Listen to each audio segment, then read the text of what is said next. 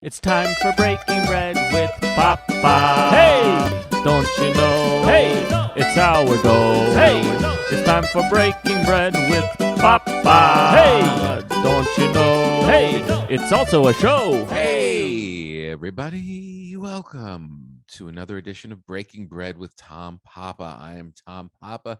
Thank you so much for being here. If I sound a little hazy or a little stuffed with cheese or full of fried chicken, you're right, because I'm recording this right after the Super Bowl. Oh, what a glorious day. I don't know if you did what I did and went completely nutso with your food. I didn't make anything, by the way. I let myself off the hook. I was coming back from the road. It's the Super Bowl. It's time for treats. It's time for fun, not time for cooking. I literally didn't make a damn thing. The only thing I did was open up an IPA with a bottle opener. That was the extent of my cooking, which is, I think, nothing wrong with that. Nothing wrong with that at all. And then roll into Valentine's Day. Guess what? Still not doing it. Well, maybe I will. I don't know. Too much pressure, too much candy. Who needs real food? Today, we sit down at the table with the great Ari Shaffir. Ari is such a thoughtful comedian. He came to the studio.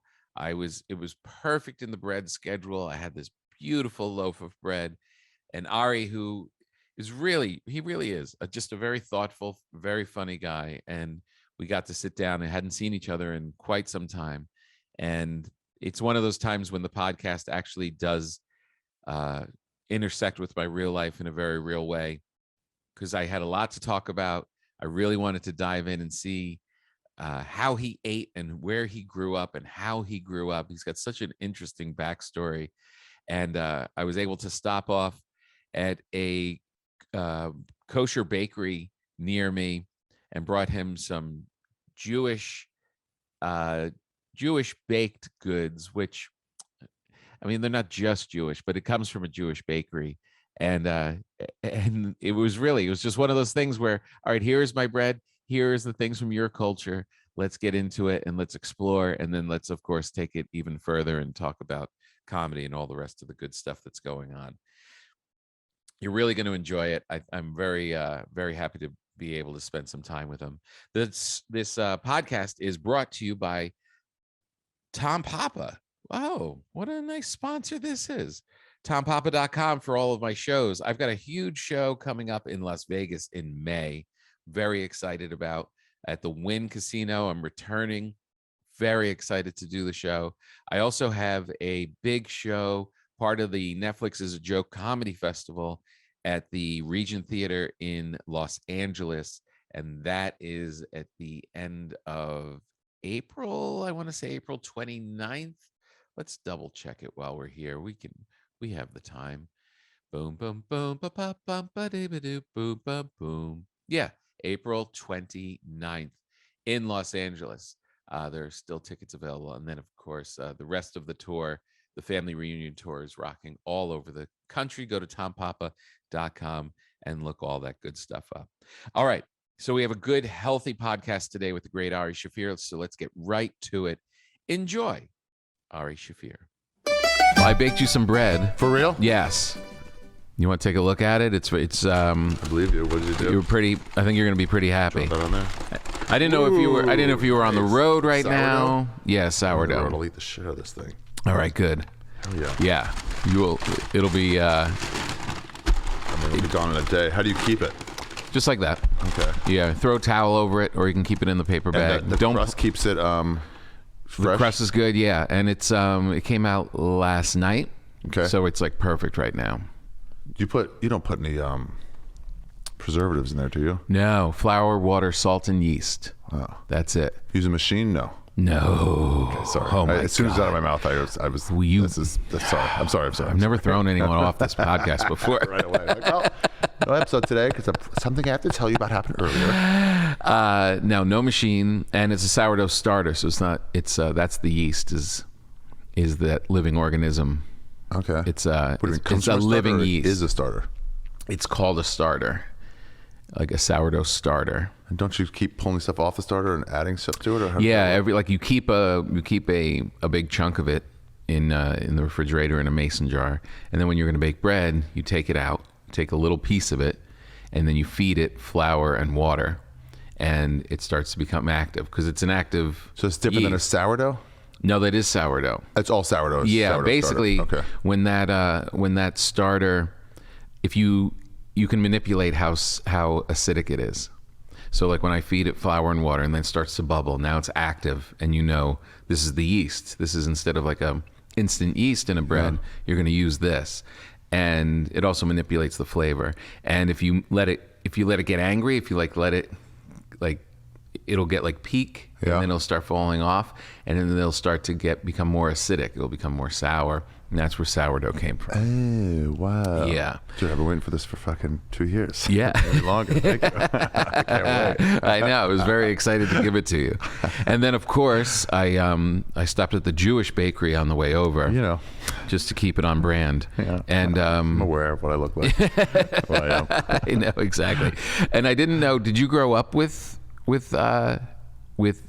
Jewish bakeries? You grew up with my parents and their friends. They all baked. Oh, they did? Oh yeah, for sure. Like all Really? this rugelach and everything. Yeah. And they would bake it in the house? Yeah. Really? And then you would give it to each other. There were certain holidays. Mm-hmm. Was it Purim or Sukkot? And you would just do these gift bags to each other. You send the kids out to like give so and so, and you'd get a bunch. You'd give a bunch. Oh, really? And it was all like mom showing off. Really? Yeah. Oh, that's amazing. Yeah. And your mom was good at it? Yeah. Yeah. She was okay. She wasn't like talk of the town. I'm trying to think what she did really well. A good yellow cake. That's actually my grandmother's recipe. Oh, yeah. With all that like the white like syrupy stuff on top. It gets hard. Yeah. That frosting that just kind of was that a lemon or just lemon. Oh God, that's my favorite. Yeah, I love it too. And then you get the bottom with the bottom crust. It's soaked in that stuff, and you're just like, that was so good. It's amazing. And that would happen a couple times a year, or just one of the holidays? It was either Purim or Sukkot. I forget which one. What are those? I don't know. Sukkot Purim. is when they get huts. You see them with the huts outside. You ever see that? No. It'll be like tents. Yeah. It's 8 days in the autumn. I don't think it's that one. And Purim it's our Halloween. It's our dress up day. Oh. And it commemorates. What time of year? That's I think fall? more spring. Oh, your spring. Sukkot's fall. Right. I think that commemorates. I know what it commemorates. Some decree to kill Jews, and then somebody was doing some sly stuff and got the king drunk enough to be like, all right, Jews can defend themselves. He didn't just say no to the decree. He just said you can defend yourself. Oh, really? Yeah. He's like, I'll let you fight it out. So then everybody's like, well, if they're going to fight back, I'm not going to. Right. Took the luster off it. So it seemed easier before. And dress up like those heroes. Oh, really? You're supposed to get so drunk you can't tell the difference between two characters, and so then all these kids are dressed up, so you're supposed to be like, wait, which one's which? Oh, really? It's pretty fun. That is pretty great. Yeah. And what would you dress up like? What would the... Well, you could dress up like any of the characters, like Ahasuerus, the nice king, or Haman, the evil one. The evil one, so he had a 3-pointed hat, and then we do these 3-cornered pastries. Hamantashen. Just for that. Hamantashen. Yeah, from Haman, from King Haman. Right. I just did that math right now. You just figured that out today. Yeah. Right as I said it. And they're great. It's just like folded up with like jelly in the middle, different flavors. Oh boy. But also then it went from there, like dress up like Spider-Man, do whatever. Oh really? So it's a little bit ceremoniously, and then some just like have fun. Right. That sounds amazing. Yeah. And where did you grow up? Where was it? Maryland. In Maryland? Yeah. A couple Orthodox communities. Baltimore was the way harder one. And then Silver Spring was like pretty Orthodox, but not as much as Baltimore. Not as much, like not as many people, or not as strict? Not as hardcore. They were more Chabadniks. They were more like Lubavitch, like Hasidic ones. Right. And the Baltimore got the first kosher stadium. Oh, really? Before New York. Really? That's interesting. Yeah. It was funny when I was on my way, there's this place called Cambridge Farms, which is in kind of an Orthodox neighborhood. Yeah. And my friend Avi turned me onto it, and I would go there and get like different things like for my bread, like olives and different stuff like that. And I was like, oh, the bakery's right next door. It's a kosher bakery right next door. This is going to be great.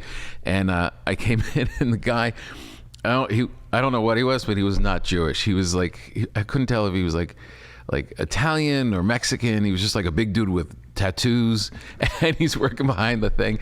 And I was like asking him like, do you have this? Do you have that? And he was just like making it up, like you could tell. Oh yeah, they'll tell you. They're like, sure. I was so disappointed. I was like, oh, they're going to be so helpful, and and they just it's like when I go to Italian pizzerias in New York, and there's no Italians left. It's just the Dominicans or whatever, and you're like, damn it. Yeah, exactly. The China, I mean, Little Italy is all just like, it's just a mall of Italy. Yeah, it's like what it should look like. Right. It's like 2 blocks now in New York. It's really small. San Francisco's is still big, like the north end, like by Cobb's. Oh yeah, that's a good. The Chinese are encroaching in New York. They just keep pushing further over. Yeah. All the Italians also left, and the Chinese, they keep coming. Yeah, right. It's just like, it's just going to ship. It's like Mulberry Street just hanging on. Yeah, they're going to rename it. Yeah. So the food was your mom a good cook as well, or was it just mainly the baked goods? She was good, but it was actually most of it came from my dad. Oh, my mom was just Southern and like conservative when she grew up. She knew how to do fried chicken and briskets and stuff like that. My dad had all the old school recipes. Oh, really? From Romania. Like what? The borscht and like the real hearty shit. Really? Cholent. Cholent is the best. What's that? Hearty stew for the winter. Ooh. Hearty, like stew. Really? Yeah, it's got potatoes, beans, and you slow cook it for a week. No, not that long. Yeah, a good 16, 18 hours. But you wake up Saturday morning, and the smell will be all the way through the house. So you're supposed to have it for lunch, but you're like, let me have some now. And then like another 5 hours after synagogue, you come and get it for real. It was so good. And you couldn't heat up any food, anything cooked before you couldn't heat up. You weren't allowed. Too deep a fucking law. Yeah. To tell you, but you could put cholent on top of it from chicken from last night. Heat it up that way. Oh, really? Yeah, a little side angle. Yeah. That is too. Yeah, that's good. It's got poppy seed in it. Tbilisi? Greeks are also pretty close. Yeah. The Greek stuff? A lot of their baked goods is like, we have that. Oh, yeah. Yeah, I know. It's amazing how much the crossover is. That's good, isn't it? The poppy seed is really good. Like poppy seed glaze. Yeah. That is really nice. So was it a fun thing growing up? Did you have a fun childhood? Did it seem strict? Did you feel like not at all. It's what you know. I saw Coolio once on remember the old Jon Stewart show? Yeah. Before the Daily Show? He had a UPN show. Oh yeah, on WR, I think. Yeah. And even Coolio, and Coolio made a joke about drive-bys or something like that. And then Jon Stewart did a self-deprecating joke about all he had was like a bully taking his lunch money. But Coolio was like, dude, in the space in your brain, it takes up the same space. You know? What do you mean? That's what you had to worry about going to school that day. And you'd be at a worry of an 88%, you know? And he goes, my worry was about 88% of a drive-by. Right. And looking back, clearly one is way worse for a child to have to go through. But in their mind, it takes up this much space. Right. So I didn't think our life was strict. That was just what we knew. Yeah. You know? Yeah, it was just your thing. Well, there was no question we had to come home Friday before sunset. Right. So it wasn't like, when are we going to do this? Right. It was like we all did it. Yeah, it wasn't like you were a Christian and then all of a sudden they did it to you at 13. Yeah, exactly. That would have been way harder. Like, what? It's like, can't get your food on Saturday. What? I grew up in northern New Jersey. Yeah. And our town, my high school was predominantly Jewish, but there was no Orthodox Jews in our area. Really? Yeah. It was, and stick to ourselves. So I like always had this kind of like this feeling like, you know, all my girlfriends were Jewish and I was just like, I loved their families, and it was like I really took pride that I knew the culture and it was kind of close to Italians, and I just I just liked, you know, the whole thing. And then I went to college and dated a girl from an Orthodox neighborhood, and then I was like, oh, I'm out of my league. I don't know. Wildly different game. I don't know what this is. Yeah, and their parents weren't as nice to me. No, they hated you for just being you. I'm sure at the time you're like, maybe I'll tell them what I'm, I'm prospects. I might be a doctor. Like, none of that would matter. None of it mattered. They were just waiting for me to go. It's the craziest kind of racism because it's not a group. It's all groups except them are equally as awful. Right. It's a non-starter. He looks kind of Jewish. Get the fuck out of here with that. He's not. That's it. What are you talking about? I mean, literally, for her to even bring you around was a huge, like, slap in the face to them. I know. Like, you should keep this secret. And what was so funny was they were really funny, of course. Most Jewish families are. Yeah. And they were like, and I was funny, so we could I would work hard. Get them. Yeah, and I would be like, and they would kind of react, and it would be funny, and we'd all have like this bit of a moment, and then back to shutting down. They could acknowledge, okay, you're not a bad guy. And then it hit them like, yeah. Oh, but you're not one of us. Yeah. That's fun. I can almost picture that. Yeah. It's like when you're like talking about somebody, like you'll get into like a Brody Stevens talk, he's like, and then it hits you like, oh yeah, he's not coming back. Right. But right. for a Exactly. minute you forget. You forget. Yeah. You forget what the reality, what you're playing in. This guy is pretty funny. You're not just a neighbor, though. Yeah, right. He's trying to marry our daughter. Yeah, that will not. And they're probably smart enough to not forbid it because that'll push you harder. Right. Yeah. Like, yeah. They never really came down. Play this. Yeah. They never really came down like end this. Yeah. They just kind of let it run its course. Which is what you should do.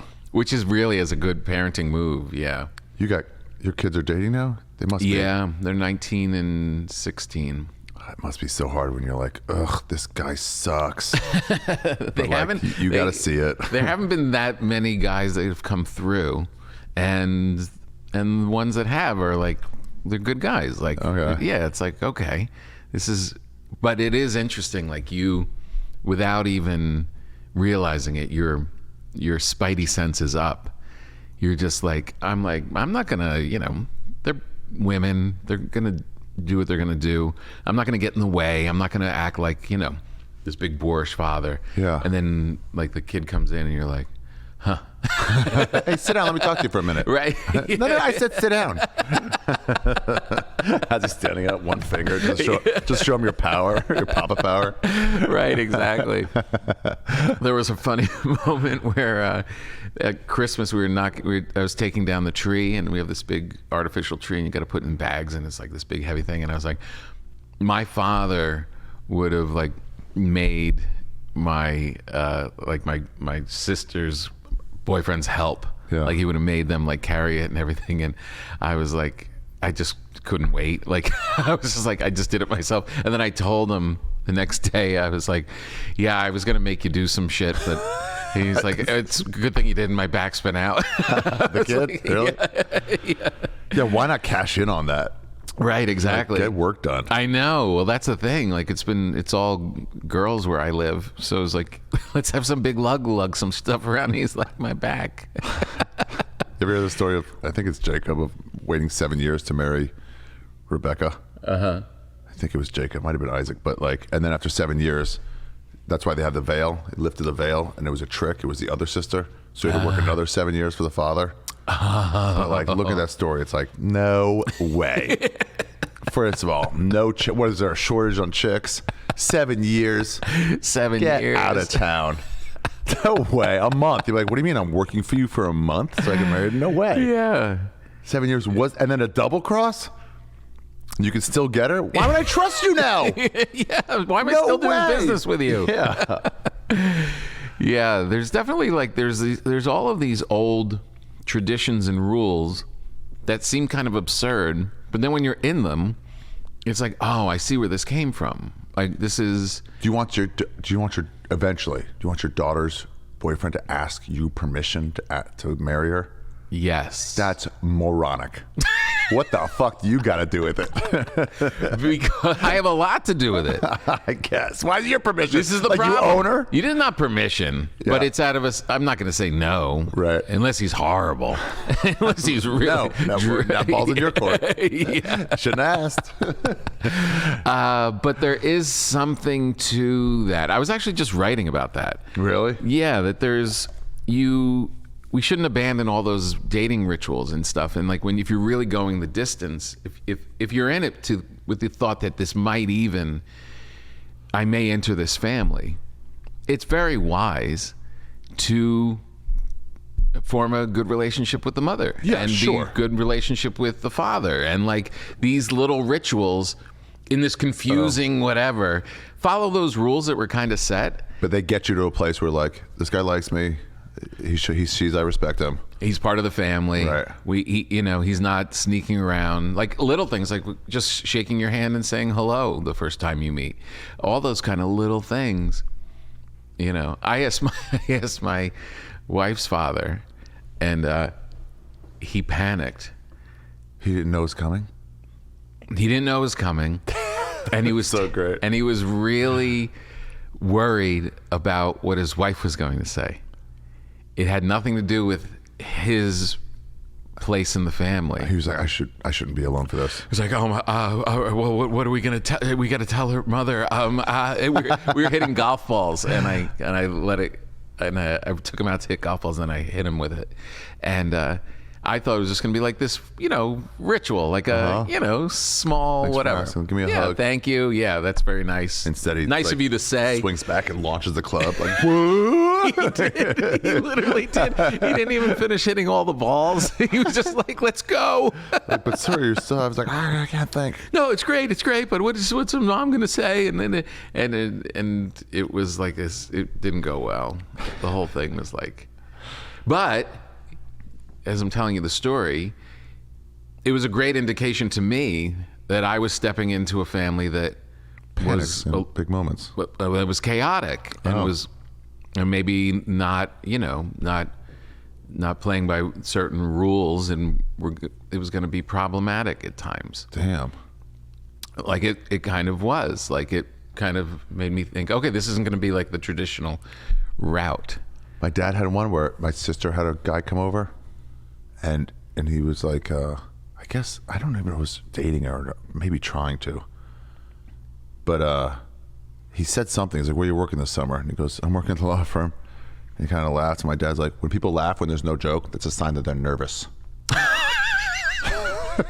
Like, damn. And the kid was like, ah! Right in front of him. Oh, brutal. Way to call it out. I was like Patrice, little Patrice and my dad. Right, exactly. But then it hit me. I'm like, yeah, why are you laughing? That's not funny at all. You're not even trying to make it funny.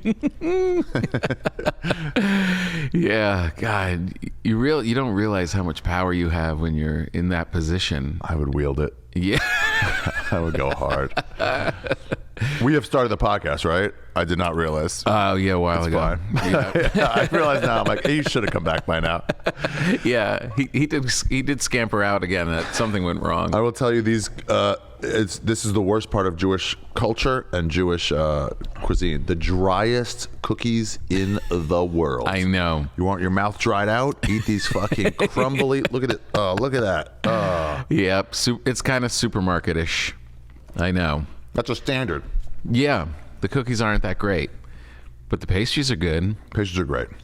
Pastries are good. Blueberry, not Knish. What were they? Blueberry, Rugula? I guess Rugula. Yeah. Yeah. It's not baklava. That's another one. Yeah. More honey. Which is so funny because you go to all this cross-cultural stuff. There's a great Lebanese restaurant near me. It's off the charts. And all the same stuff. It really is. Guys, can't you just get together and be cool? I know. Both love falafel. Find a common ground. Right, exactly. You're both finishing the meal with baklava and having a wonderful evening. Yeah. Best falafel place in LA was right across from Santa Monica College. Mm-hmm. I used to go there all the time. There's an open mic right near there. Oh, yeah. Not Kindness of Strangers. It was the Unurban Cafe. And I would go there, $3, and I would speak to him in Hebrew. Oh, yeah? And he was like, you got the wrong falafel. Oh. So I get what you're saying. I don't hear it. I don't understand, dude. I'm a run-in. That is amazing. Yeah. What have you been doing stand-up wise? On the road again. Yeah. I'm still like pretty excited about it. Yeah. Because of this, Zero we went to. Yeah. It's still like back on the road. My first heckler, I was like, yeah, all right. I forgot I live to anger one person in the crowd. It's so fun. I got a nice fuck you when everybody's laughing. You're like, what's going on there in your head, sir? It's just so fun. It's so great. Yeah, even the meeting people. Once I got COVID too, I'm like, meet and greets. Let's do it. Kiss it on the lips. Yeah, exactly. Because I was, you go on the road, you're trying to find a joint. It used to be like, shake some hands and someone will like slip you one. Yeah. And then it was like, fuck, now how am I going to find weed in Detroit or something, Right. It's back. Yeah. It's all back. It is so great. I'm loving it. I'm loving it. I know. Do you suspect that this mental kind of freedom and joy, do you think it's going to go away, or do you think that we've recalibrated and we'll be able to hang on to it? No. Well, I want to hear what you think too, but no. I thought maybe. Yeah. Because I talked to some normcore people, husbands of sisters and shit like that, work jobs. Right. Just like, how do you feel being at home with your kids and stuff like that? And they're all like, great. And then like, that was the first week or two. And then it was like, this is kind of wearing on me. Yeah. And also, like, when they came back, like, are you going to have that thing of like, I want to be around my kids more, so 3 or 4 days a week is enough. Right. Why am I working in an office when we've done all the work? Right. That kind of shit. Yeah. But then also you're like, but I need a job, so I'll just go back to doing whatever the boss tells me. Or am I going to be like, hey, we all talked about this as workers, and we want new things, and we can get you done. Zoom is great, we can get you done. So why are we wasting our lives in commutes? Right. That is the way it's gone. What? That recalibration. Yeah. Like my sister-in-law is she places people in executive positions, and she said if they don't offer some part of working from home, these executives won't even take Especially the high level jobs where they're like, well, someone else will give me this. So this is more important. Or time off now has become more important. But means I'm wondering how long till they just slip into the old ways. I'm watching these other comics get ahead. Oh, I got to do that because they're doing it when no one's doing anything. Right. I went to Ecuador for 6 months during the pandemic. Did you really? Yeah. What was that like? It was amazing and freeing. Really? Go wherever the winds took me. Oh, God. Yeah, with my dog. It was just a great time, and it was free, but I didn't feel like I'm falling behind. A few people were on the road, but there was no Instagram of everybody else doing stuff. Yeah, it was Instagram of your shut-in fucking small New York apartment. So it's like, I'm doing great. Yeah. It's that feeling of being left behind that it's like, it hurts you. I know. Now let me ask you this though: if you were to just not deal with social media, I want to be out there more and more. You'd be kind of in that space anyway. Happier. Yeah. Like, what a great. There's some quote they always quote. I think it's Mark Twain. I should find it. Comparison is a thief of joy. Yeah. And it's like, you're having a great time, but then you're like, well, like for comedy, it's great. So I had a great weekend. It's like, oh, but that guy's doing a theater? Right. And it's like, you just had a great time. Right. Yeah, exactly. Yeah, you just enjoyed yourself. You had a great time. You met with these people. It all went fine. Yeah, it's social media. Why is he in a stadium? What? And then you're like, yeah, like, I'm enjoying my life. But if you were, and here's a little secret. Not such a secret as we're saying it on a podcast, but I had that thing too. And these people I like. These people I have no problem with. Yeah. At all. But just the comparison thing. And for whatever, career stuff, whatever. Anything. Your car. Anybody who I look at as I'm scrolling through, which is another thing, don't scroll through, but... What a waste of time. Yeah, what a waste of time. But if it's, you do see some really funny stuff, like Amy Sedaris's Instagram. She goes for it? She's amazing. Great. I never even see her. I don't think I've ever seen her face on her Instagram. It's just funny shit that I feel like she has to have a staff of 200 people mining all of media for the rest of time. I found this and funny. she comes up with this funny dance and this funny thing. I mean, it's gold. Wow. I wouldn't want to not have that in my life. That's a good thing.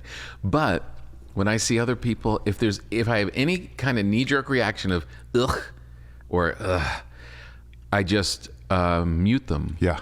I don't unfollow them. I did that with most of my friends. Most of my successful friends. Because I made a decision a while ago, like, I don't want to be that famous. I saw Rogan go through it. Yeah. I saw Rogan say something once. He goes, I don't want to be any more famous than I am right now. That was 10 years ago, before the podcast. And it hit me because Before the podcast? Because I heard CK say it at a speech at the Actors something 3 years before that. Really? They both got massively more famous. Yeah. And I'm like, I got to fight hard to have my life, to be able to go to music festivals and get fucked up and lie in the grass and just do fun things. Right. And so you make a decision, like, I'm happy at this level. Right. But then you see someone else's, not those two guys, but someone else's nonstop promotion getting them higher. Like, I don't want to do the nonstop promotion. I know. I don't want to be that guy. You don't want to be that guy, but yet watching it. Right. And you see the result, like, but I want the result. Yeah, but that looks pretty cool. How much money did he make that night? Yeah. Yeah. It's tempting. It changes your head. And it's like, I'd rather say hi to you. Like, what's going on? It's like, I talked to Bert. He goes, I just did Red Rocks. I'm like, wait, what? Right. Tell me about it. Instead of I'm already on there. Yeah. It's an anger and jealousy inducing thing on purpose. Yes, and not just for us. No, it's for every normcore person, everybody. Well, do you think like the fans are bothered? The fans aren't bothered by it, right? No, they're bothered by their friends getting a new car, right? And their friends' kids looking angelic. And how come their kids never look shitty like my kids? Like, because they're only showing the pictures, right?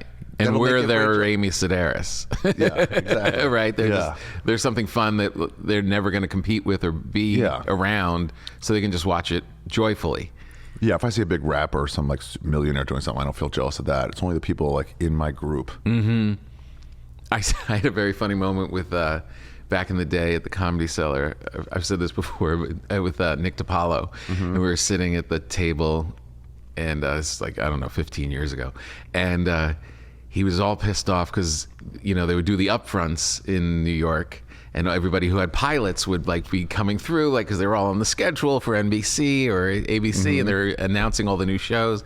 And Nick was, you know, Nick is so acerbic to begin with. He's the best. And this was before like he really went hardcore into politics. He was just generally and so funny, just surly, just surly and cutting. Yeah, and he was so pissed at. I don't even remember who it was, but he was so angry that someone had success, and he was like, oh, you know, fuck that guy. And I was like, Nick, you know, it's in every business. There's some guy in insurance who's watching, and that guy's in promotion, and he doesn't deserve it. And there's some guy in a law firm, and that guy is now a partner, and he doesn't deserve it either. He's a hack, and the quality guy didn't get it. It happens all over. He said, yeah, but if you're in insurance, you don't have to see that guy's face on the side of a fucking bus. That's right. That's a good point. That's right. To me, the most damaging cheating of all time was Brad Pitt cheating on the chick from Friends. Jennifer Aniston? With the crazy one. With Angelina Jolie. Angelina Jolie. Because, one, like, not Jennifer Aniston's like, I'm one of the hottest chicks in the world, but like, damn, Jolie's hotter. You found somebody hotter and more successful. And two, they cheated in a movie called Mr. and Mrs. Smith. So the billboard was them married, looking photoshopped, and go, well, there's my husband with the chick he cheated on the project they cheated on with. Yep. Like, and you know, when he packed up to go on that shoot, she was like, "You're not gonna, right?" No, but he's never met that crazy a lady before, and no one can say no to that. No, you're like your head is a blender. Yeah, she had Billy Bob carrying around blood on him. That's right. You can't. You've never met a crazy chick that crazy. You'll do what she wants you to do. She is so much more powerful than you. I forgot about that. He had blood. He had her blood. A blood vial. They walked around with each other's blood in a necklace. And that's just like, yeah, we're doing that. I'm like, you're not even hiding it. No, she told me to do it. There wasn't like a iCloud like hack that people found out about. It's so just like funny. Yeah, crazy can get you into a place that you don't see coming. Yeah. What about you? Have you? I don't think I've ever known you to be in a long-term thing. I fuck around. You just keep moving. Yeah. You just go to Ecuador. I can move. Yeah, exactly. Hey, once here or there, I got Are your partners. folks still together? Yeah. Yeah. They're classic conservative. Well, I mean, not conservative Jews, but conservative people. Socially conservative, not like they're politically super Republican. Not Republican. The other one. Liberal. Yeah. They sit and watch that shit all day. They do. Yeah. I'm starting to. So my brother and I went to Israel. I did a long trip all through Europe. My brother's like lives in Zurich. He's like, come do it. Can you schedule a gig in Zurich? I'm like, for sure. In Zurich? Yeah, at least something small. We can go from there. We're gonna go to Israel. Wow. and then go skiing before. I guess we went skiing my God. before, and then went to Israel. So what do you do? How do you set something up in Zurich? It was the end of a tour. They have, in my business, they have agents, personal appearance agents, Right. And they will call. And they can places do for that? you. Yeah. I feel like, how are you doing, man? Yeah, but who's going to come in Zurich? They have English speakers. They do. You don't do Europe ever? Very rarely. Yeah, The only place I've done overseas has been, I really want to, but Amsterdam, and then I did Dubai and Beirut. Beirut, I would do. Beirut was amazing. Used to be the center of the academic world. And this was that moment where they really were so hopeful. Like they just felt like they were opening up to the West, and it was like this brief little moment where it seemed like they were going to get out of the Really? woods. Yeah, and then it all kind of went back. Yeah. But no, I haven't done a lot of Europe. I love it. You do? Yeah, just different cultures. Do you feel like they know you from YouTube and stuff? Yeah, it's stuff like that. Yeah. It used to be when I started touring like Australia, it was just like from America. And people were like, oh, okay, I can see that. And then more and more with the internet now, it's like you have fans everywhere. Right.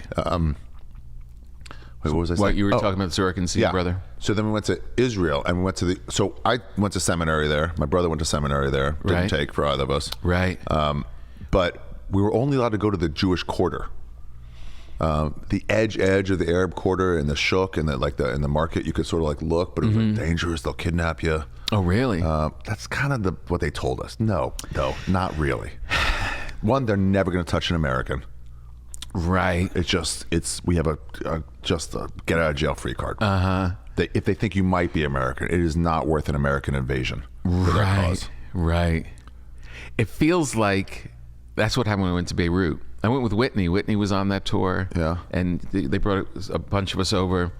And it was a little like unsettling, like you just, because you just grow up knowing about the Beirut bombing and that's all you know. Yeah. You don't know anything right. else. Nothing else.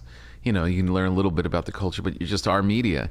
And I feel like, and then you, of course, you go, the most beautiful people sitting at the sea, and just Yeah, you're like, eating. there's not bombs going off every day here. Yeah, but I mean, Oh, there were? no, but there's like bullet holes in every building from their Civil War. It's just like holes everywhere. And it's just like, they obviously went through a lot. But at that moment, when the government says it's okay to go, and then of course, you know, you're on the ground, and you know this way more than I do. And then you go to places outside of the resorts and the things, and you're like, it was just fear keeping me away. Like, I've interviewed a couple of people from Mexico, and they're chefs and stuff like that, and I'm like, man, I really want to go to Mexico, but I don't want to be kidnapped. And they're like, what? You'll be fine. Just go to Mexico. Yeah, it's like, don't go to the border town. Like, where Right. the cartels are. We don't know how to do that. Of like, the country's not every place in the country. Right. But it's like, I remember I came back from East Timor once. I was talking about East Timor to, I think, Rogan, maybe somebody else. He's like, is it dangerous? I was like, well, last year there were 568 murders. Jeez. And he was like, fuck. And I'm like, yeah. Oh, actually, In a small place. I got that wrong. That's Chicago is that number. And he was like, oh, funny. But I'm like, no, but why is your reaction the same? I'm telling Right. you, one city here has that many murders that you were like, what the fuck? Over the whole country. Right, of course. So it's like we And viewed then it's them at their knowable, worst. and then, you know, Yeah. I was talking with the chef Patty Hinich, and she's, you know, just slight and, you know, just a regular girl, and she's like, what are you afraid of? You know what I mean? Yeah. It's like Mexico City's great. I just went there for the first time. Mexico It's City. Awesome. That's what I hear. My nephew just went. The food is great. Yeah. You just got to tell yourself one taco per stand and then move on. Otherwise, you'll gain more weight than I did. So anyway, me and my brother went, and now we're adults. We're not religious. We're like, let's go to the other quarters. So we went to the Christian quarter. Right. The Arab quarter a little bit, but then went to the Christian quarter, and what my brother noticed is like, hey, they're doing, you know, the stuff we do that you see Jews like doing this and like shaking back and forth, playing with their sideburns. He goes, the Christians do that too. They're just off a little bit. They're waving a thing with smoke coming out of it, and it's just movements and Doing the and cross. hand motions. Right. And he goes, if you step back from it enough, you'll be like, this is the same, right? Yeah. Like, no, it's slightly different. Yeah. It's like British punk versus versus Orange County punk, and you're like, it's just punk. Like that's if you're in it, you can tell the difference. If you're out, you wouldn't. No, 100%. So same thing with like Fox News and CNN. I'm like, you guys are just getting riled up over what you're seeing on there. That's right. 100% 100%. of us are just in the middle, not really caring. 100%. I've been saying that in my act. I've been telling people to turn the news off. Me too. And I said, and I don't care what you watch. I don't care what channel you're into.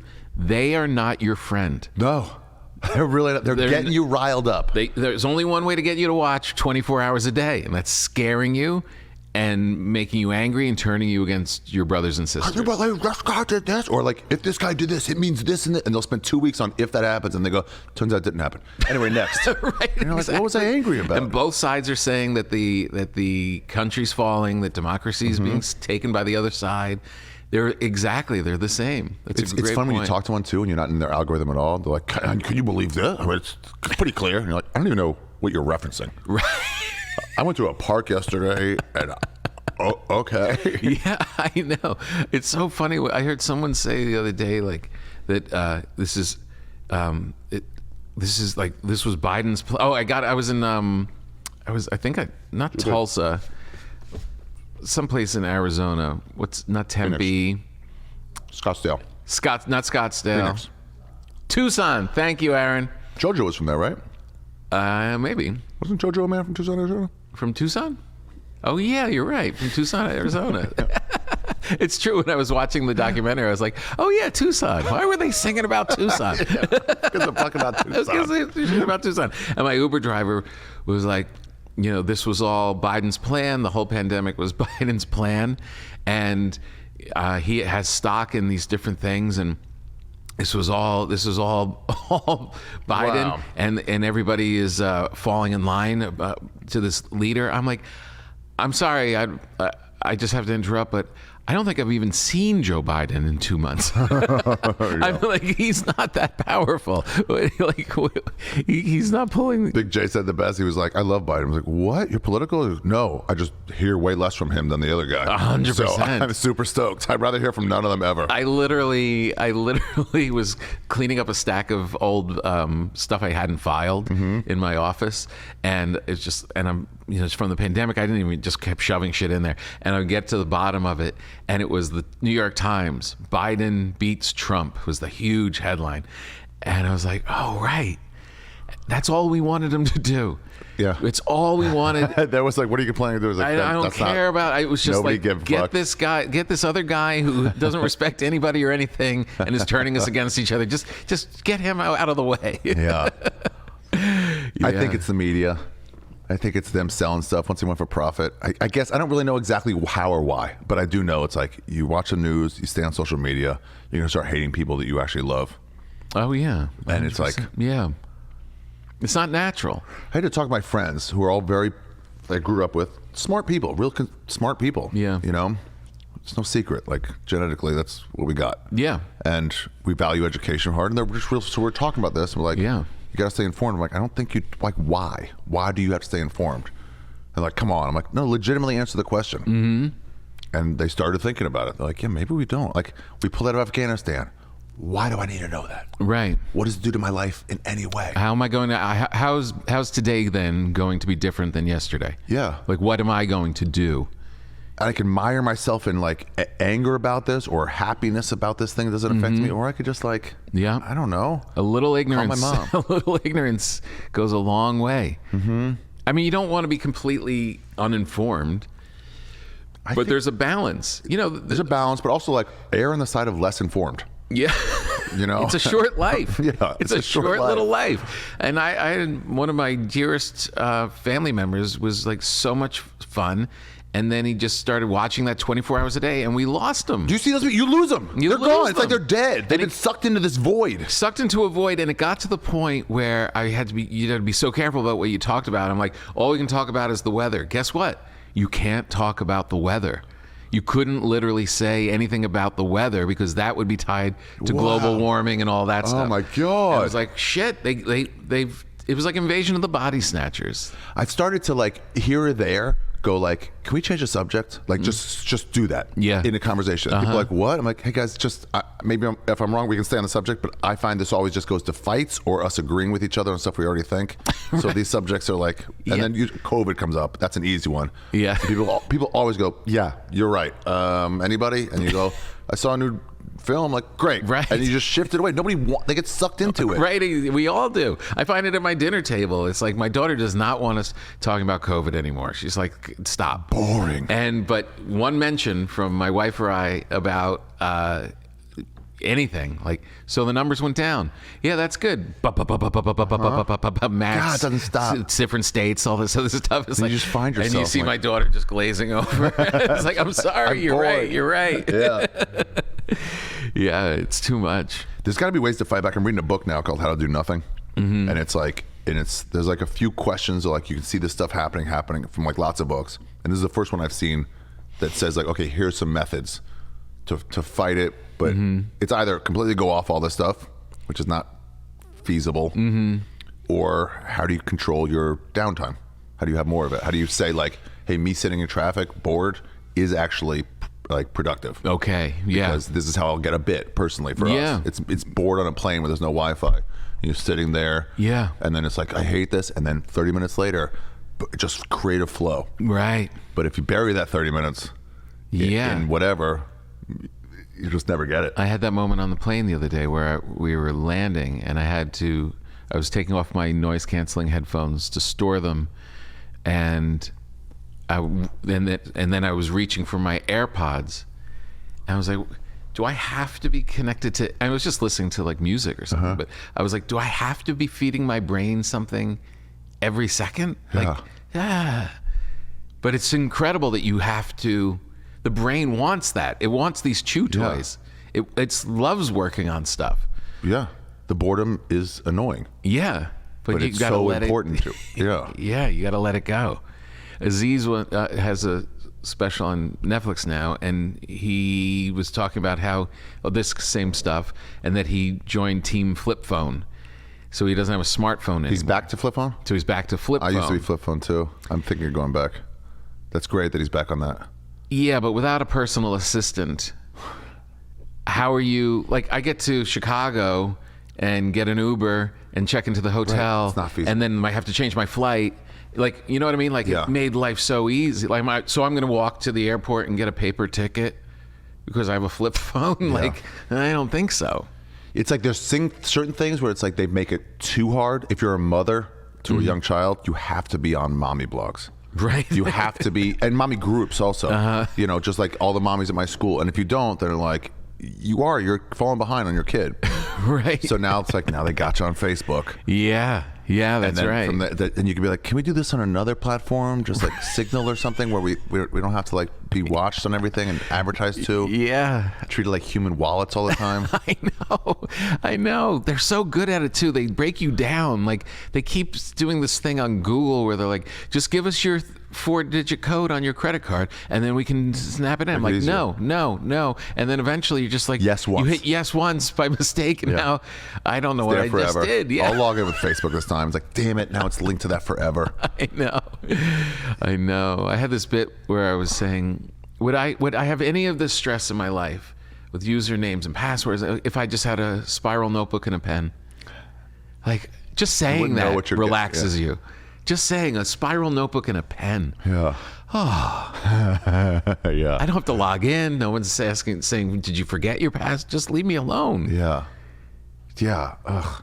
And why is every password, why is everything so complicated for, like, the Pizza Hut app? Yeah, this one's data breach. I just want to use the same one for everything. Like, well, then they're going to get it. Like, damn it. Who's going to get it? Who? I have nothing. I have nothing. I just want pizza. I'm in Des Moines. Yeah.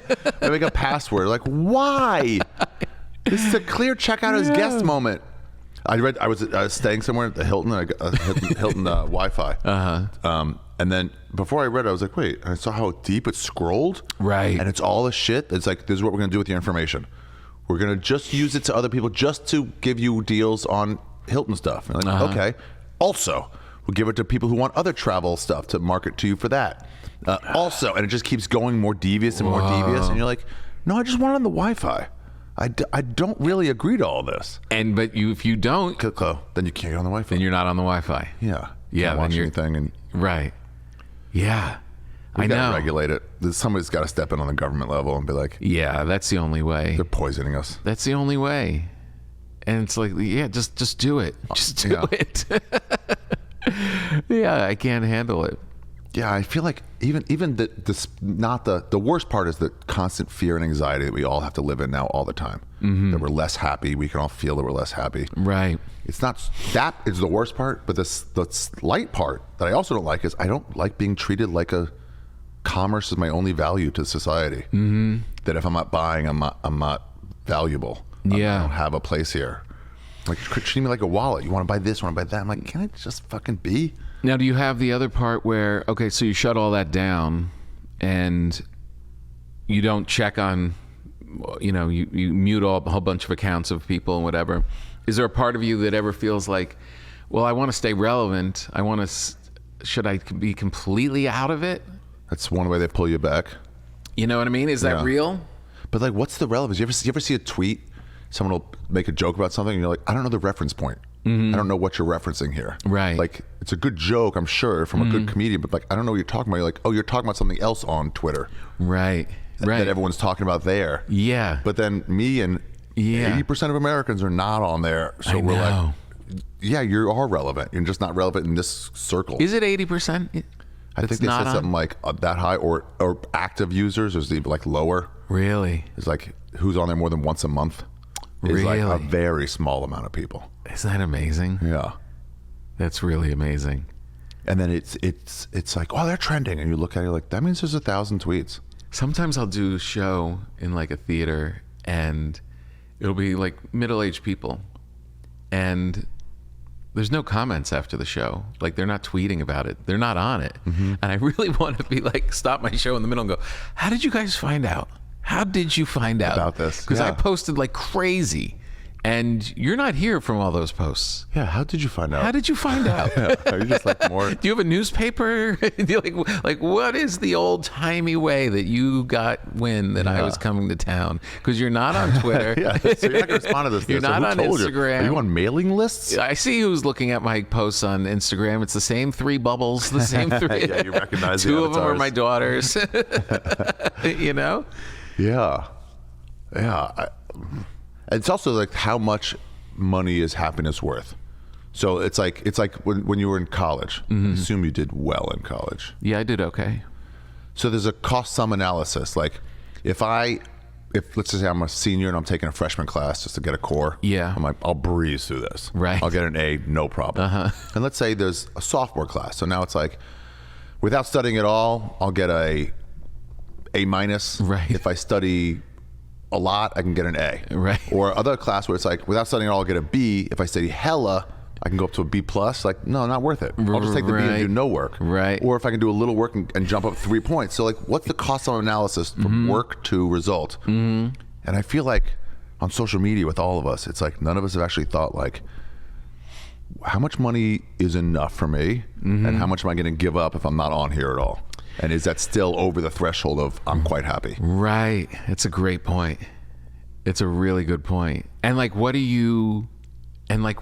ultimately are you going for? Yeah. Like what do you need at the end when you get spit out and no one wants to come see you anymore and you're in your 70s? You are one of I'll consider like a true comic. You care about the product, you're great at it, but like you care about at least comedy, what you're putting out. Yeah. This too is probably another art form, bread, but like comedy is what I haven't tasted this yet. So, so jury's out. You'll text me later. You're a baker. Fraud. Oh yeah. But like, so our thing is we're most happy when we put together a great bit and it all comes together. And so it's like, that's all our life really has the value. And then you got to pay for your kids' braces and shit like that. But like, so like, but like once you want to look back and go, oh, I made these 7 things. Yeah, I did that These well. specials, these whatever. And you want enough cash where they're not just taking you and putting you in public nursing home for the last 10. Yeah. You don't want that shitty time. Or you want so Alzheimer-y that you're like, it's fine. It doesn't matter where I am. Right. I still think I'm in high school still, so this is fine. Yeah. There is a thing that I really started to develop from writing books. Like I wrote 2 books so far. I'm in the middle of the 3rd, and Novels? Essays. Okay. And wow. And I love it.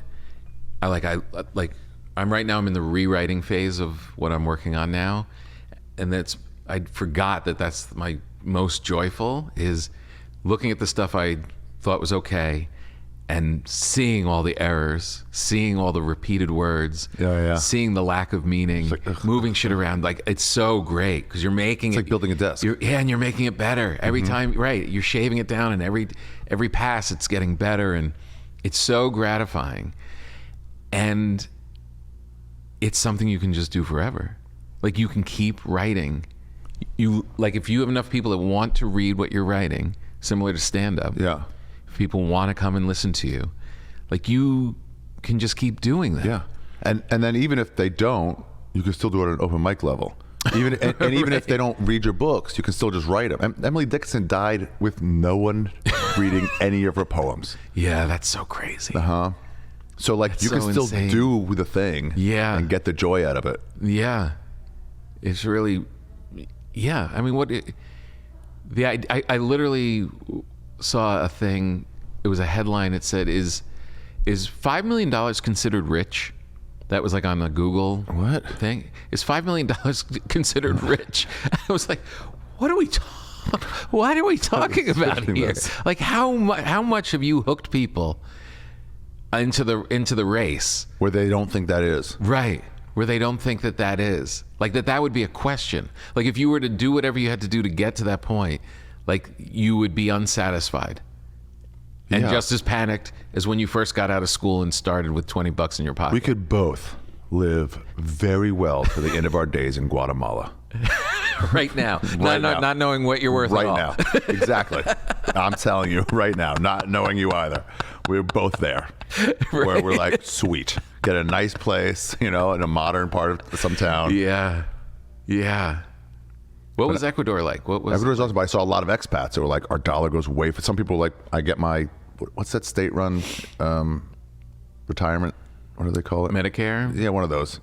And they go, I just use that, Social Security. I just use Social Security, none of my investments, and that's enough to live on. Oh my God. And so they're like, when we go on trips, we just take them. Really? Yeah. Everything's cheap. Jeez. Beer's cheap, it's nice. Healthcare. I went and got my teeth looked at just to get cleaned or whatever. And the dentist was like, hey, you got impacted gums. She was like, here, and this side's okay. The bottom right is okay. She goes, the rest is really bad. Yeah. And this is the last week I was there. So she was like, you should do this. I'm like, thanks, I'll do it in America, but thank you. I haven't been to a dentist in way too long. It's good to know. Yeah. But I'm gone in a week, so no way. And she was like, okay. And then she like kept cleaning, and she was, hey, you'd be crazy if you did this in America. Like, you'll pay 10 times what you would pay here. Really? I'm like, are they qualified here? And she goes, I went to Harvard Medical School. So like, yeah, they're qualified. Right. Like, yeah. And I'm like, oh. So like, there's a reason people fly there for procedures. Right. Like, for a hotel and a flight, and it's still far cheaper. Really? It was great. That's amazing. What's it look like? Ecuador? Yeah. 3 regions. There's the mountains, which is run up right down the center. The beach, all the beaches, including, I call it Galapagos, even though that's like a different region, but I'll call that beaches too. And then the Amazon, which is over the mountains. So it's really like 3 countries. Wow. And all the tribes. Did you hit all 3? Oh yeah, around and around and around again. What was the Amazon like? It's my favorite place in the world. It was alive. It breathes. It's just like the trees breathe. It's just, there's just life there. Everything's living and dying at once. Tree falls, the beetles are there breaking it down, turning it into soil. You see tracks of animals everywhere. Oh my God. What did you do there? Like, how did you hike through, or well, I went into a lodge once where you go like 3 hours into the river, like deep into the Amazon to stay in this lodge. It had just opened up from COVID, so it was like a 60-person lodge. It was just me and my partner. Really? And just like, not the dog. They couldn't take the dog deep into the Amazon. Oh no. Yeah. And you had your dog with you though. So what'd you do with your dog? There's a place in Quito that watches dogs. A great place. And they train them a little while you're gone. Oh, that's great. Yeah, she loved it. Wow. She loved it. That's amazing. Yeah.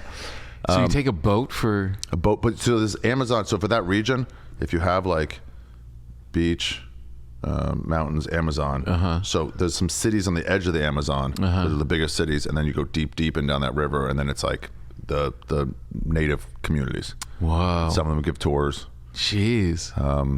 Did you get any bug bites? Yeah, everywhere. I mean, I lathered up with that DEET. I mean, still, it's like they're like, not here. This is not gonna do shit. Right. Yeah. We're gonna eat you. Yeah.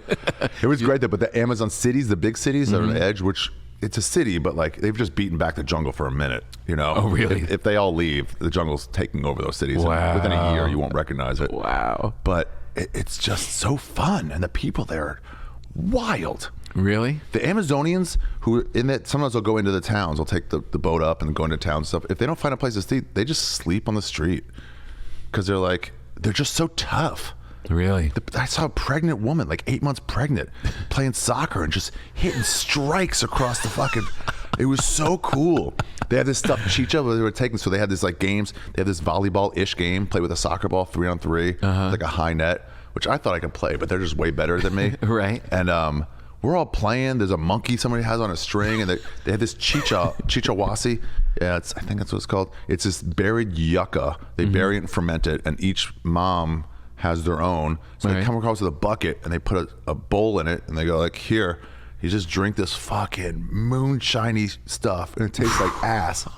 For the first 4, and then you start to like it. Oh, really? And you're just getting lit up watching these like toughest Amazonian women playing soccer. The dudes are playing. So I got a welt because I was used to playing volleyball normal, and they don't do it that way. They hit it all hands, and I'm like, I'll show them how to do it.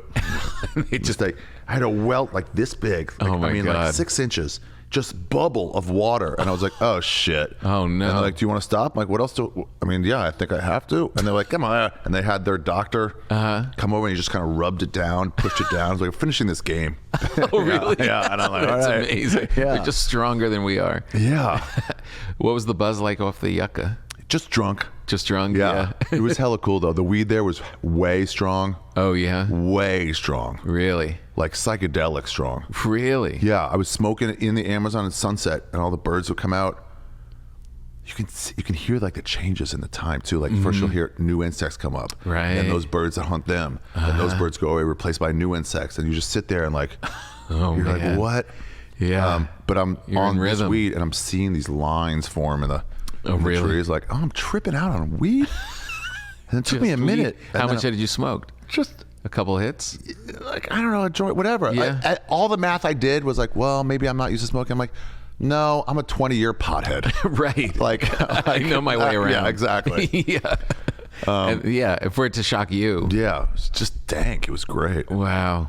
But That's I loved amazing. it. Did ayahuasca out there. You did? Mm-hmm. No way. Yeah, Was that an your first adventure. time? No. Have you? No. Oh, you're not a guy. Well, I have. I mean, everything else. Oh, really? Yeah. You do mushrooms? Yeah. Oh, this is so funny. Yeah. Oh, this is so great. What? When I did your show on Comedy Central, which is that was such a great show. Thanks. I had so many responses off that show. Thanks. And I know a lot did of it twice, comics right? I did it twice. Yeah, you were great. It looked so good. Thanks. It just gave comedians this breath to like just go a little. To breathe, like take your time. Take No your time limits. Don't just worry tell about the that. story and. But what if something's? I got you. I'm a comic, and I'll be in the editing room. Yeah, I got you. it was We'll great. take it out if it bombs. You did so well. Thanks. It was such a great thing, and then the gift bag on your way out. The last year. The last year, I still have them. Really? They're still. I good? never got to them, Wow. and they're in my jacket in my house. That you did that show with? Probably. Have you gone out since then? Like, no, I ah, think I shit. moved it as like a hiding Okay. spot. They wouldn't be good now, would they? They'd be so dry. They'd be very dry. Put them in Ziplocs. I usually keep them in the freezer. They've gone for years in the freezer. Yeah, and they were okay. Put them in tea. Yeah, give it a Drop them in shot. tea and see if you can revive them. They were given in good mental circumstances, so they probably have some good power. Yeah, to they them. probably. Yeah. Did you see that Netflix special on mushrooms? The I started to documentary? watch it. It's good. Yeah? Yeah, it's really good. So anyway, So you do those. so I did. Great. Yeah. So, but not for Same shit. Not for a while. Same shit. Same shit, just way bigger. Just bigger. For sure, the overlap of experience is right there. It's that clarity that you get, the removal of the ego, where you can just look at yourself or anything from not your point of view. Right. It just does that like way overdrive, hyperdrive. In that you lose yourself, or that you you're gone. Gone. Yeah. Shorter though, right? This was about the same amount of time, about 7 hours. Oh, really? Yeah. I thought it was like you threw up and you trip for a half hour and it's over. Yeah, it's maybe DMT. Oh. No. No. You might start throwing up in a half hour and then you get really going. Did you throw up? Mm-hmm. I was fighting it for a while. I was like a little nauseous, like hold it down, and I just wasn't throwing up. I think maybe because of all the DEET, to be honest. All the what? The DEET. Oh yeah. Because they're like, don't put anything in your body for I think 3 days before. Anything, no drugs, no pork, no sex. I forget, but I'm thinking that DEET. I don't know. But anyway, it took me a while, or it might just be metabolism. Yeah. And I was fighting it, and then I was like, oh, I think I'm supposed to purge. And so then I went to the edge of the hut. This was like jungle, and then like barfed, and then it was like, poof. As soon as you throw up. Yeah, it was already kind of mushroomy, where I'm like seeing things like move a little bit in the corners of my eye. Wow. Yeah, I threw What's up. that? Why is that? Why is the throwing up? Because I think it needs to purge all the impurities, and then it can do its job. Oh, I see. Yeah. What does it look like? Ayahuasca, they showed us the root that they gave us. It was planted 80 years before. It's just this big, thick root, and you have to chop it down. Ayahuasca doesn't do shit to you. It just purges you. And then the stuff you add to it is what gets you tripping. What do you mean? So it's one layer of ayahuasca, one layer of guarana. No way, there's no way this notebook. Doubt maybe.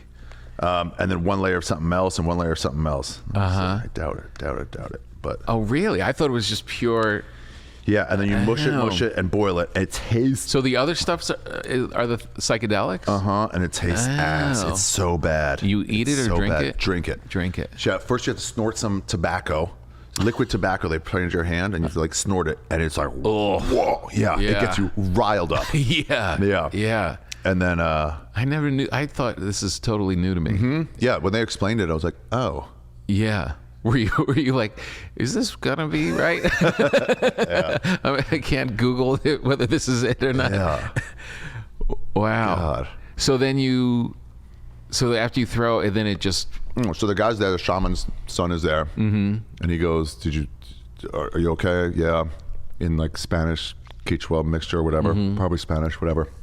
And I'm like, yeah. He gave me some water. He goes, don't drink, just rinse your mouth out, spit it out. And then he goes, are you having visions? And I'm like, not really. It's more like mental. And he goes, okay, go back, be strong. I think he's like, suerte. I think that's strong. Suerte, yeah. And then and that's it. And then at that point, he's like, you're going into like battle. From what I've read about it later, it's like now you're going into like karmic battle. So he's like, be strong. Be strong. Yeah, and they give you a little piece Did of that make you ayahuasca. nervous when he said be strong? No. No? I was nervous beforehand about like projectile vomiting, projectile diarrhea I heard people get, which I was very worried. I didn't want to like barf with nothing left. I'm just like, yeah, or get it on your sleeves. Oh, yeah. And you gotta deal with that the whole time. Yeah, but no, there was once I'm on it. Like when he said fear. be strong, there wasn't a part of you like, what's coming? You know, if I had thought about it, I was like, okay. Yeah.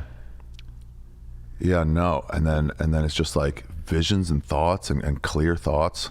And did you go for a walk or did you just hang out? Hung out in there because it's like you're safe in here, in this hut, this big hut. I mean, the size of this. Just you and your friend? Me and the partner on the other side. And they were all like, by the way, don't. So you got the fire in the middle. The fire was like here. Yeah. No, sorry, the shaman would be here. Fire's there. You got a log to sit on here and a mat. He goes, and he's got a log to sit on over there and a mat. He goes, do not talk to each other. Oh, really? You're on your trip. He's on his trip. You're just both here, but these are completely separate. Do not talk to each other. The Did fire's you your barrier. look through the fire and see her? Or? Once. Yeah. Yeah. Once. Were they doing okay? Every once in a while, I heard him go like, doodle-doo-doo-doo-doo-doo-doo. And I was like, I don't know what that is. And then back to my own world. They told me later he was like, saw himself as a child. Oh, really? Yeah, he was having a talk with himself. Really? Yeah, so his child self was like being playful and. Wow. Yeah. Jeez. This guy, the shaman, keeps throwing stuff, I think wax into a fire. So like when you stare at it, like it creates these shapes and stuff. Right. And you're just like tripping out, looking at stuff, and it just like takes you in a journey in your mind when it's like, jeez. No weed during it? no. In fact, he says don't. Yeah, we had to stop before, and it couldn't smoke weed for another 8 days after. 8 days after? Beforehand too, he started asking like, what kind of drugs have you done? Just like not like grilling you, but just like, I want to know how to do this for you. Almost like, do you like spicy food? Right. Okay, cool. I'll get you something. Right. You know, if you say a little but not too much, like, okay, got you. So we're like, what have you done? I'm like, cocaine. He's like, cuánto tiempo, so whatever. How many times? And we're like, here or there. Like LSD and like some things he didn't understand, so I had to keep trying to search for the words. And he's like, okay. He goes, when's the last time for these things? I was like, okay. I'm like, all right. And then he went to prepare. Right. Gave you a little piece of ayahuasca around a string. And he's like, hey, any bad thoughts, any like bad spirits come, like this will protect you. Ooh. Yeah. And I don't know. I just told myself it would. So anytime I worried about snakes, I was like, nah, I'm fine. Yeah. Yeah, of course. It was nuts. But one time I went to throw up again at the edge of the hut, and I saw this like veil down it, and I'm like, what? And I'm like getting up. It's so dark in there, and I'm slowly getting to it, and I'm like, what's this veil? And it's like, oh. And I went right through it. Oh. And I'm like, oh, it's not there, but man, I could still see it. And I'm like, I guess it's like like spiritually around this hut, like a cobweb looking veil, like sort of, whitish? with like a bunch of shapes and stuff, but like kind of whitish, yeah, for sure. It looked more like a digital doily. Yeah. And you just go right through it. It's not there, but it's like, I guess, protecting the whole hut. I don't know. He didn't tell me about that, but because I just sort of saw it. Because you're the only one that could see it. Exactly. It must have been like for him to see people like just walking through the nothingness. Yeah. When you got up to walk to the edge, did they come along with you, or did they? No, he was just on. When I threw up, he stayed where and then as soon as I threw up, he was just like there. So I guess he'd come over. Right. And they guide you back? He just said, okay, go back, be strong. Right. Whenever you want to, like, I'm done, you could just go back to a hut where you sleep. Right. And then in the morning, 6 a.m., like, take a cold shower, you're good, you're done. Jeez. And was the after effects any different from mushrooms? Yeah. Mushrooms, I'm more tired, I'm worn out. Yeah. So I had some of that worn out, but it's this feeling of clean that it's just like it scrubs you from the inside. Right. So that's what Jerry Garcia would say about doing mushrooms, right? He would it cleans you. Clean the pipes out. Wow. Yeah. He would do them once a year to clean the pipes out. That's about right. Yeah. I always love that expression. Yeah. But yeah, it was just a super clean feeling, like nothing's gonna stop you, or you just have all the answers. And your partner was the same way? Some people go into it with like, I want to focus on this. I intentionally did no research on it because I didn't want it to like flavor the experience. I didn't want to be like, I tried constantly, like, I don't want to get travel tips ahead of time. I want to make my own path. No, that's smart. Once I'm there, I might ask a local, like, what's a good restaurant, you know, but I don't want to be walking in someone else's shoes. So I didn't want to, like, let me feel it. Next time I go, I'll know more of the experience. Right. But I just focused on certain things. Naturally, it just happened. Yeah. And then, yeah. No scary parts? I cried a lot, but no scary parts. Like, I didn't feel anything was coming at me. It was just like, the answers are there. It's up to you how you want to proceed. But like, pretty much it was like, creativity is the only truth. Oh, for me. Yeah. And it's like, if you're doing something really super creative. Right. Or I would even say it would lend itself to even crafts. If you're a great home builder, not even an architect, just a builder, and you do something great, you know, like the shaker chairs and stuff. It's like perfection. It's seeking perfection in your work, in the doing. It's like that's kind of the only thing that matters in the whole universe. Right. I don't know if it was just because of me. Like, no, that matters in my universe, or the universe in general. Wouldn't it be funny if some people come out and they're like, it's only about money, man? Yeah, exactly. Yeah, maybe, right? Exactly. I saw the light. I got to get as much money as I can. $5 million is not rich enough. And just these perfect moments that you can achieve, that you've had, a great comeback, even a 5-minute, like, you know, heckler thing where you're just fucking surfing. You know, when sometimes you just feel like shine, where you're just like, oh my God, you're just like conducting. Yeah. Those are those moments that it's like, that's what it's for. And it just said, like, those moments will live on forever and play with each other in eternity. So like, This was your own. This is your own conclusion. Interesting. And you see them up there, and you see the moments you've had. They go up and like, what's? Oh, and there's like millions of them as far as you can see. And they're all going up there and just living on forever, long after you're dead. Right. You like made something real. Right. And it could be big or small. Like I say, it could be like the Cigar de Familia. And in like Barcelona, some amazing thing, or the Nevermind, or something as small as, and I'll just give it up, Villagey Cinemas. The dude, you layered the popcorn and the butter. So it was the best popcorn I've ever had in my life, and you nailed it. And I won't forget it. Yeah, you asked me if I wanted it layered. It was so good. The universe won't forget it. Yeah, it's up there now. That's up there. It's a perfect fucking. What did he do to it? He just layered it so well. He took time because we had like 20 minutes before the movie. It was the first time I've ever had plenty of time. Yeah. And he goes, I'm like, yeah, go make it good. He goes, okay. And he made it so fucking good. I had to seek him out afterwards. He was cleaning up. I was like, hey man, I gotta tell you. That's amazing. It's not even a close second. That was the best popcorn I've ever had in my life. That's the coolest. Yeah, those things do. I mean, those moments, like, why do they linger? Why does a moment like that, or a meal, or like, a great meal, a chef who really put his all into it, the presentation, all like, this is amazing. Yeah, I can't always tell what they are. Sometimes I'm like, oh, this is, and there's like, nah, machine made that. I'm like, oh, so I can't always tell in other people, but you know when you've made one. Yeah. Or you just know when you went through whatever experience, it just lingers. Like I feel that way, like with movies. Like, was that good? And you keep thinking about it for 2 days later. After, you're like, yeah, that's. And some you kind of convincing yourself it was okay, and then like Star Wars Episode 1, and everyone's like, yeah, and then like a week later, people are like, was it? Yeah. I know. Who was that annoying lizard? And you're like, yeah, I know. My wife and I were talking about a movie, and she's like. And I literally couldn't remember pretty recently, like whether I had seen the movie or not. Really? Yeah, it was so forgettable. It was just like. Did you see Licorice Pizza yet? No, I just saw bawling in moments. Yeah, I just saw the billboard, and I'm like, why haven't I come across this yet? When I saw it last week, that's where I got the popcorn. But there's moments in there where I'm like, dude, he's nailing it perfectly. Really? Like a scene that nails young love so well. Oh God. That I'm like, I get exactly what you're saying. Yeah. And I just start crying. Oh, it's amazing. Yeah. It's amazing. He's so great. Yeah. I was God, like, everything. Do you want to know about him? I'm like, no, I remember that guy from the other movies. I don't want to know anything. Right, Let's just go. Exactly. I don't need to know. I'm in already. I'm buying the ticket. I know. I feel that way about Macbeth. We're going to watch Macbeth. Yeah. And it was like, why? Cohen, Joel Cohen, done. Oh. Yeah, anything the Coen brothers make, and he did this one on his own. Wow. And it was like, yeah, anything that person makes, he kills it all the time. I'm going to watch it. Yeah. I'm going to watch it. This guy always kills it. Yeah, yeah. I'm in a good. Good hands. The shaman is going to take me on this little journey. I got you. And I may come out of it feeling different from other ones, but it's going to be worthwhile. Yeah, even Hateful Eight, where everybody said that was his worst movie. Yeah. But I'm like, we were all talking about it 2 weeks later. Right. You know? Yeah. I mean, Tarantino's worst is way better than somebody's like best. 100%. And 5 years from now, it's going to be even better. Yeah, you're still thinking about it. You watch it again. You watch it again. And that was way better than I remember. 100%. 100%.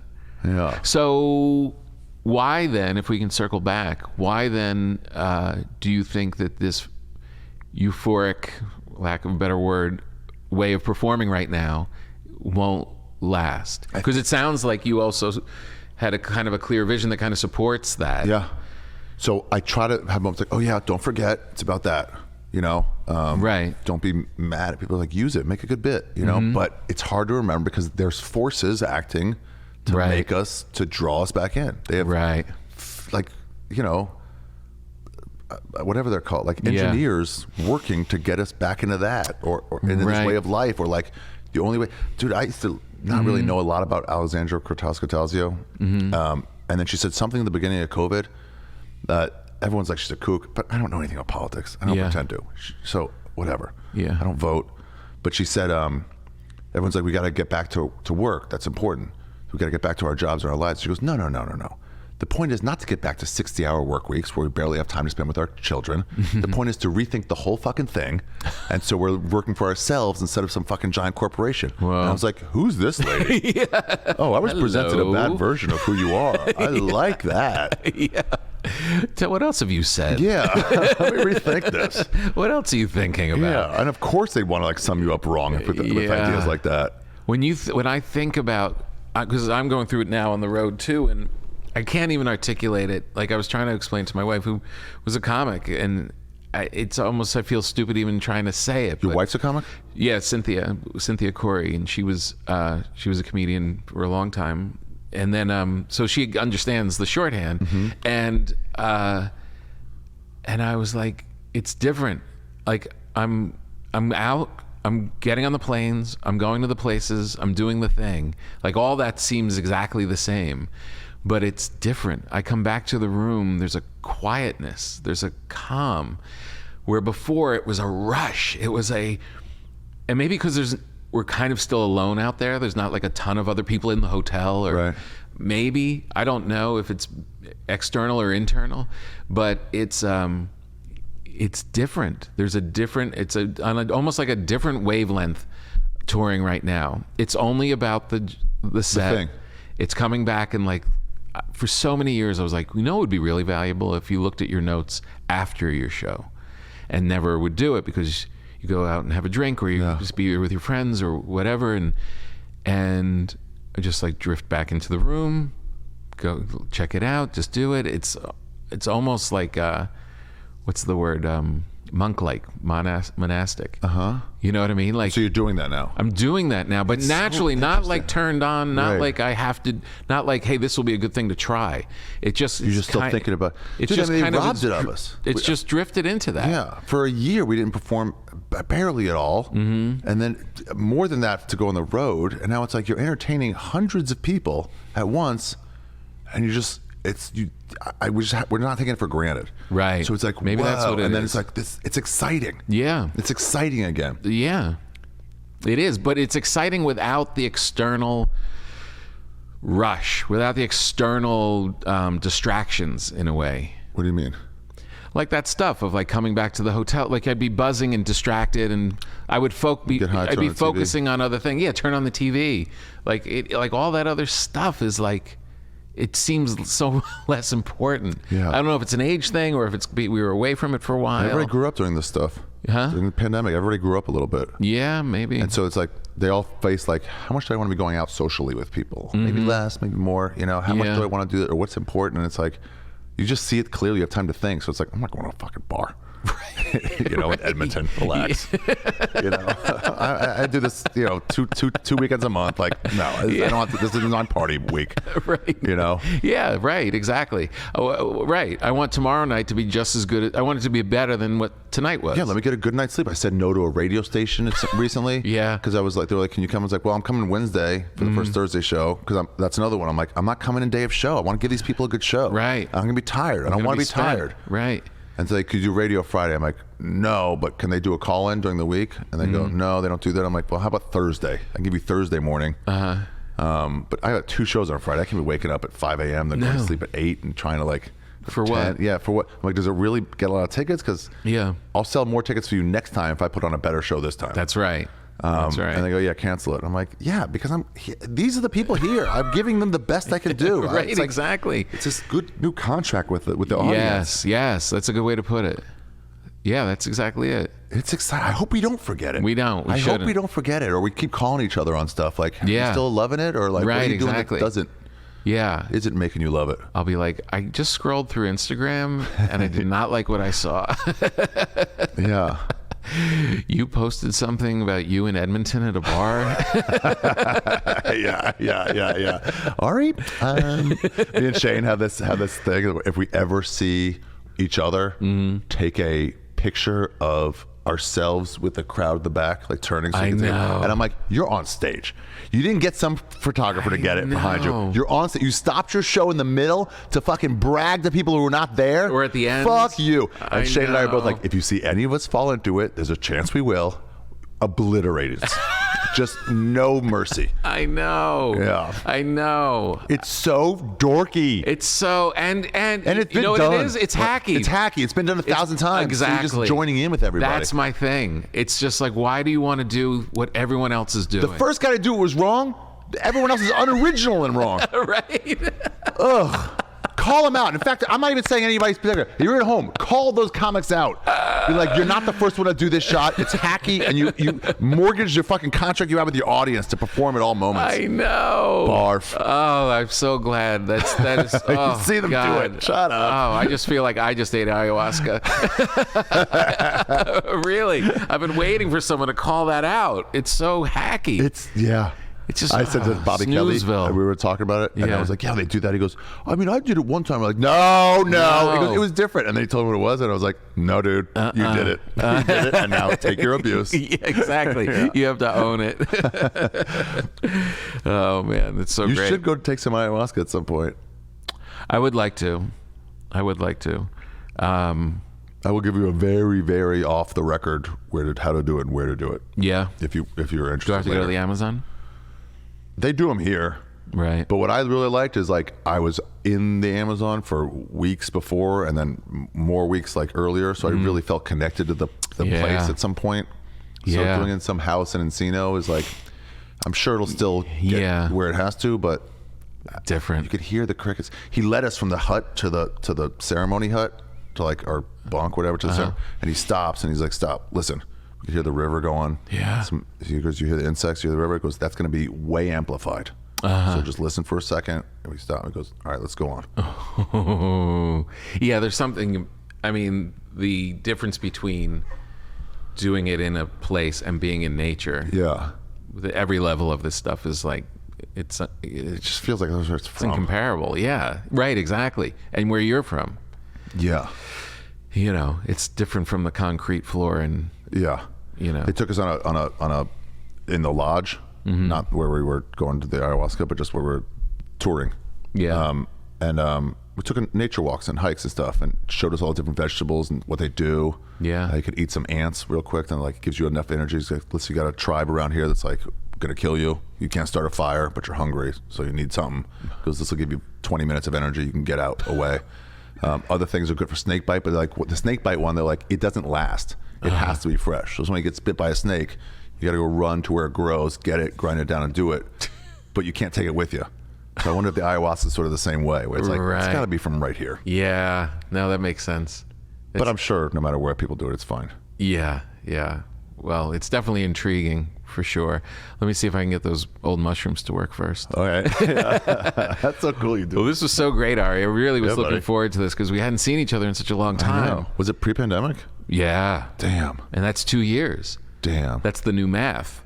It's whatever you think it was, add 2 to it because you were in amber for 2 years. Yeah, yeah. Yeah. So, but I was really looking forward to it. I was like, oh, this is such a great way to sit down and reconnect. Uh-huh. So we'll just keep doing it. Hopefully, dude, you crushed it on my show. It was really great. Didn't know what to expect of you because I didn't run with you that much. No, I didn't run it at all. I never went to a club to run it. Really? Never. Wow. I really wanted it to be that way. I didn't want Diaz to. did it like that too. I didn't want. I wrote it out in my head.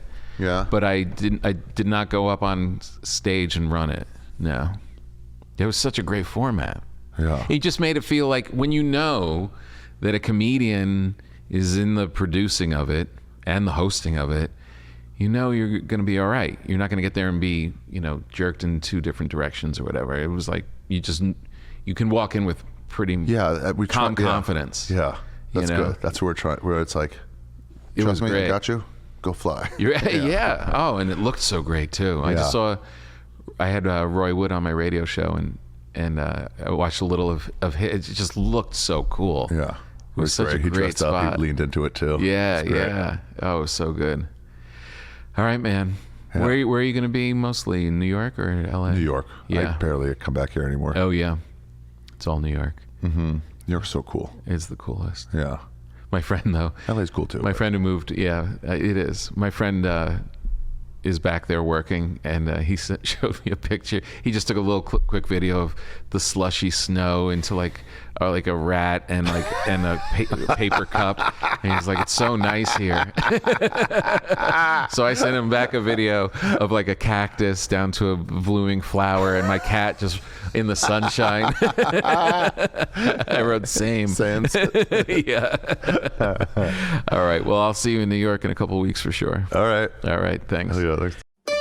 That's it, everybody. Thank you so much for spending some time with us. I told you that was a good one. That was a really good one. And I got a review on the bread from Ari, and he gave me a review that was like someone writing for Food and Wine. His description of how good the bread was very eloquent and very thoughtful, as was expressed in the interview. So thank you to Ari Shafir. Thank you to all of you. You guys are the best. Keep your comments coming. Keep telling me where to eat and what to do, and we'll keep the conversation going. Enjoy. See you next week.